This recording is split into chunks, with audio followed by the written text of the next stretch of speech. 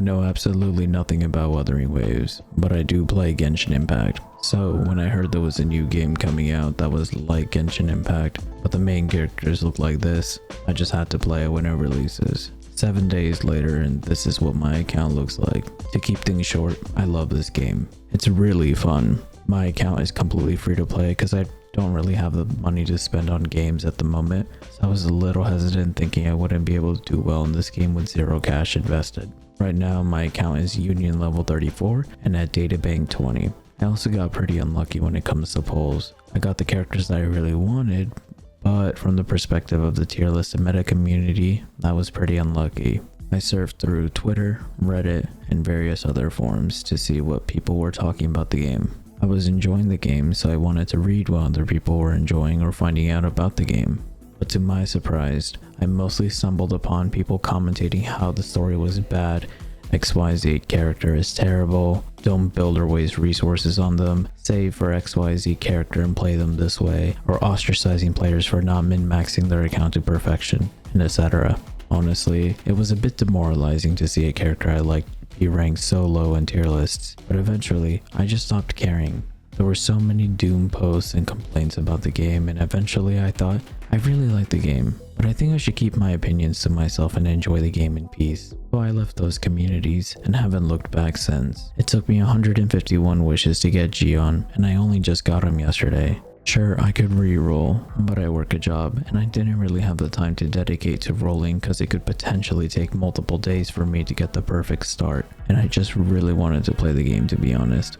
So I just dove straight in with zero care of the repercussions, and immediately I lost my 50-50 to Ling Yang after 151 wishes.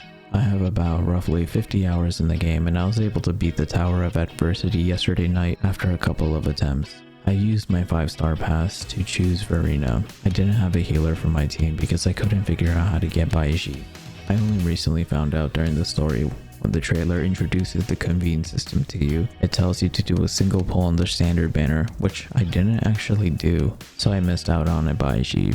However, I did a single pull on the standard banner 2 days ago, and to my surprise, I was able to get a Baiji. So for those of you who don't have Baiji, if you do a single pull on the standard banner, you're guaranteed a Baiji. In terms of characters, personally, I'm happy with the characters I have on this account. My favorites being Rover, Gion, Janshin, Dungeon, and Baiji. But very quickly, let's talk about the drip. The drip some of these characters have are just downright illegal. Never did I imagine I would play an Elden Ring Breath of the Wild anime gacha game where I can play a Sephiroth, then a Mafia gang member, a deadpan hot scientist, and a furry. These are my builds for my characters and their echoes right now. I only really started echo farming 3 days ago when I realized you can get drops from the weekly bosses themselves too. It took me a while to figure out how the echo system works because I'm personally trying to avoid using guides or looking up tips because I'm really enjoying this game and I want to experience the joy of figuring out how things work mostly on my own or from Twitch chat. For the free 4-star weapon box that we got at the start, I chose this 4-star sword because I wasn't able to pull any other 4-star sword. I also crafted this one from the blacksmith too for the same reason. For the echoes, my luck has been pretty good, to be honest. These are the 2 echoes I chose from the Mirror Simulated Universe event. They didn't really roll into great stats, but I'm just happy to have the correct main stats.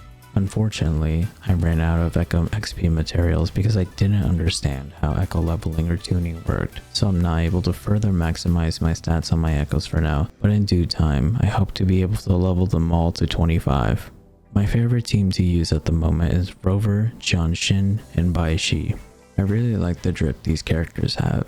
They're all really good looking too, so that's an extra bonus. Because I've wished 231 times so far, I have quite a few resonant chains for my characters. This is what I have so far on all my characters. For exploration, this is where my world's at right now. I'm close to 100% in this area, but I'm taking my time and learning the mechanics of the game. I really like exploring in this game. It's really fast.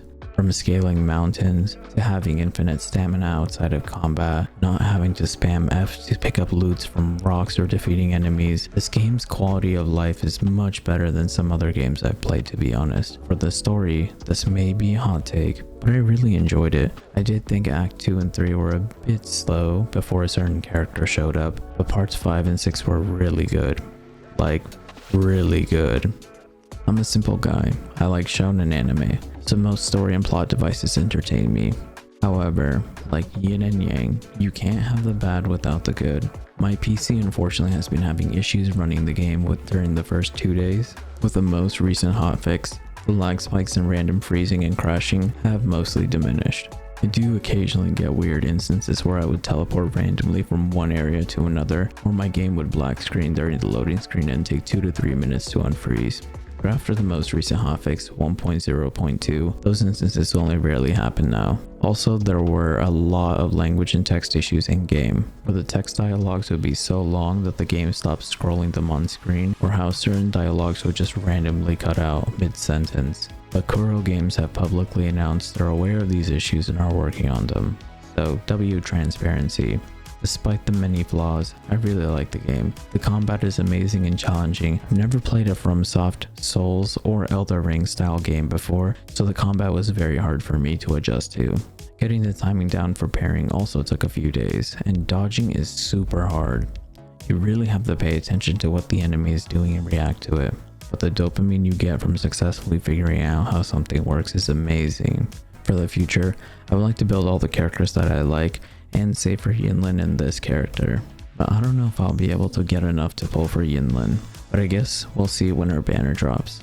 Until then, Rovers, if you'd like to catch me live streaming this game from time to time, I'm on Twitch and YouTube. Feel free to drop by if you have the time. I'm open to any and all advice when it comes to this game. Thanks for watching. Bye.